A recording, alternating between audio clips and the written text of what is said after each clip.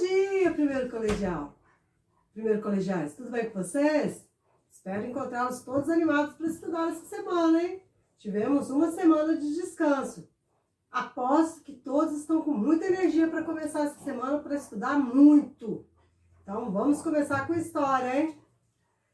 Então, na aula de hoje, nós vamos estudar o período da República. Lembra que a gente viu o fim da monarquia em Roma e inicia o período da República, certo? No período da República é que vai ocorrer a expansão territorial de Roma. Roma vai conquistar vários territórios nesse período. E vai ter uma crise tanto na política como na sociedade. A palavra república, ela vem do latim, que significa coisa de todos. Então, ela denomina, na verdade, um governo em que o Estado e o poder pertence ao povo. Mas, no caso aqui, a estrutura criada em Roma, a estrutura da República criada em Roma, não era nada disso. Os que dominavam a política era apenas a classe dos patrícios. Os patrícios ocupavam todos os cargos políticos mais importantes da administração pública, além de serem os únicos a participar da política.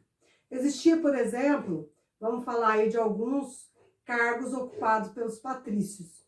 Existiam os cônsules. O que eram os cônsules? Eram eleitos anualmente 2 homens que presidiam o Senado. Era o órgão máximo de poder. Eram esses 2 cônsules. Era ocupado por patrícios, claro. Existiam os pretores que administravam a justiça. Os edes que cuidavam da conservação, abastecimento e policiamento de Roma. E existiam os questores, que já cuidavam da administração e finanças do governo. Os censores, que contavam o número de cidadãos, né, e os bens deles. Todos esses cargos eram ocupados por patrícios. Já os plebeus, que era a maioria em Roma, não participavam da política e não participavam também dessa administração que eu acabei de falar para vocês. Eles não ocupavam nenhum desses cargos, somente os patrícios.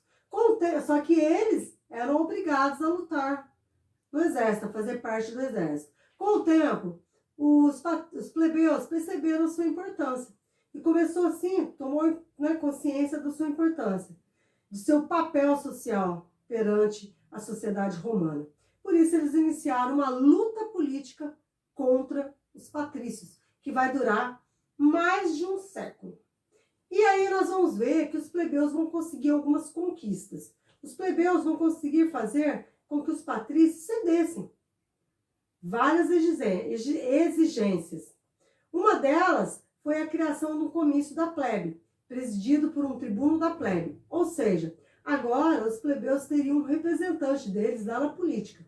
Essa pessoa ela poderia vetar qualquer decisão que o governo tomasse que prejudicasse os interesses dos plebeus. Vai ser criado também a lei das 12 tábuas. As leis antes, elas eram só orais. Então os patrícios mudavam quando bem queriam. Agora não, as leis passaram a ser escritas. Apesar dessas leis ainda privilegiar os patrícios, mas agora ela está escrita e não pode ser modificada. Então, foi uma importante conquista. A lei da Canuleia. A lei da Canuleia autorizava o casamento entre patrícios e plebeus, porque antes eram proibidos. Mas era difícil ocorrer esse casamento. Quando ocorria, era sempre um plebeu rico que se casava com um patrício. Nunca um patrício se casaria com um plebeu pobre. Porque na classe dos plebeus começa a ter uma diferenciação. Os comerciantes, que são chamados homens novos, se enriquecem com a expansão romana. E aí se torna-se uma classe média, uma classe com dinheiro, com capital dentro dos plebeus, uma divisão aí dentro da classe dos plebeus. A eleição também dos magistrados plebeus. Os plebeus eles conseguiram lentamente ter acesso às mais diversas magistraturas romanas. Em 366 a.C., foi eleito o primeiro cônsul plebeu. Então, o primeiro cônsul plebeu foi eleito em 366 a.C. A lei, vai existir também uma conquista importante dos plebeus, é a lei que proibia a escravidão por dívida. Porque muitos plebeus foram escravizados, né? Devia para a pessoa, não podia pagar, se tornava escravo. Isso passou a ser proibido. Então, essas foram as diversas conquistas, né, dos plebeus. Só que a gente vai perceber o seguinte, que essas conquistas vai beneficiar mais os plebeus ricos. Os plebeus pobres vão continuar a não ter nenhum direito, certo? E os plebeus ricos vão também desprezar os plebeus, assim como os patrícios. Então começa a uma diferenciação aí entre a classe plebeia. Ok, gente? Por hoje é só. Gostaria de agradecer a atenção de todos. Não deixem de fazer atividades dessa semana.